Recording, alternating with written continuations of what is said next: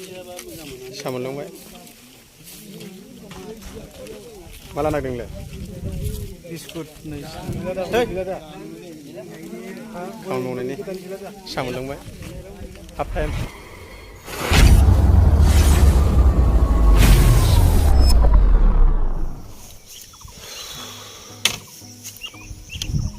hello लोगोफोर दिनै आमथिसुवा नैथि सान जाहैबाय ओमफ्राय दिनै रायजोआव माने गय बागाननि हाग्रा एवनाय लादों आरोना रायजोआव ओमफ्राय आं दिनै ओंखारबोबाय बेवहाय सान्दुं जा गोसा माखासे एवहांबाय ओमफ्राय दंबावो बुरजा दंथारो गय बागानानो 30 बिगासो जागोन 30-40 बिगासो बायदि हाग्रा नैबे गायगोदान नै 2 माससो जाबाय बे गोरलै बिफां हाग्रा गोरलै ओमफ्राय बयजोंबो एवगासिनो सान्दुं गोसाथार एवगासिनो नायलांबाय थाथोंसै लोगोफ्रा भिडिअखौ मोजां एवदों दा बौनो नागिरालाय माथोबा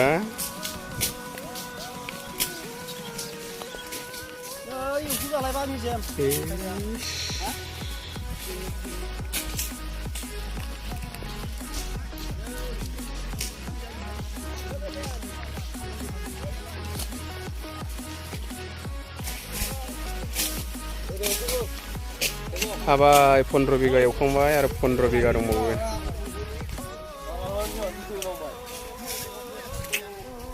ओमफ्राय मा मोनखो नै 28 मोनबावबाय र' बेखौ सोर जायो कायला जा गोखा ना बाथोनजों बरिया ना बाथोनजों गोथाव दा कायलाया नै ना गोथांजों बाथोनजों ना बिराद गोथाव देहानि थाखाय मोजां जाय कमेन्टआव खोन्थाहर लोगोफोर जों गामिनि गय बागानाव मेनला दंबावो 15 बिगा एवखांबाय आरो 15 बिगा दंबावो बिराद सान्दुं गोसा बयबो लादों खायलाखौ माने बैथ' बिराद लादों एथेबनायल' खालै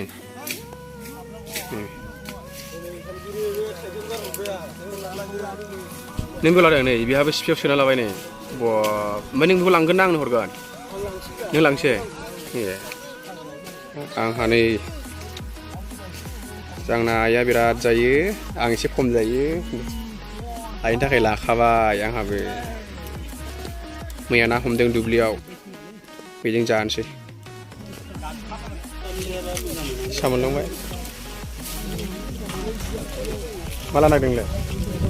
बिस्कुट खामानि मावनायनि सामोनलांबाय हाफ टाइम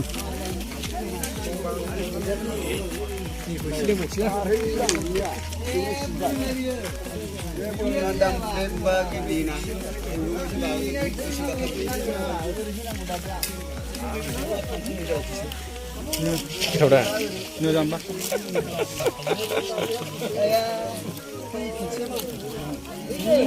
बयबो जिरायजोब्बाय साहा लोंबाय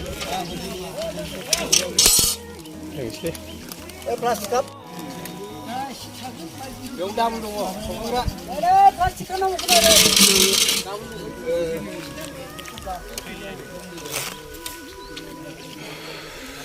दंबावथारसो बुरजानो